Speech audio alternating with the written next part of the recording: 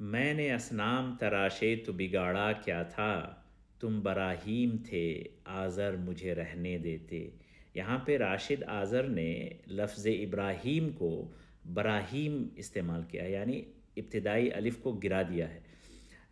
اور بھی دوسرے شعراء نے یہ کیا ہے۔ اقبال تو فوراً ہی ذہن میں آتے ہیں، یہ دور اپنے براہیم کی تلاش میں ہے۔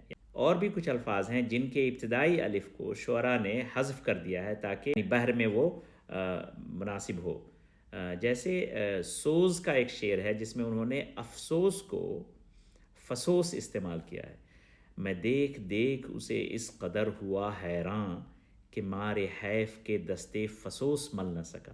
ایک اور لفظ ہے افسوں، جس کا مطلب ہوتا ہے جادو، اس کے الف کو بھی حذف کیا گیا ہے۔ مجاز کا شعر ہے، ان کے الطاف کا اتنا ہی فسوں کافی ہے، کم ہے پہلے سے بہت درد جگر آج کی رات۔ اس سلسلے کا آخری لفظ جو میرے ذہن میں آ رہا ہے وہ ہے اگر کے الف کو گرا کر شعر میں استعمال کرنا۔ غالب کا یہ شعر ہے، کیوں نہ چیخوں کہ یاد کرتے ہیں، کیوں نہ چیخوں کہ یاد کرتے ہیں، میری آواز گر نہیں آتی۔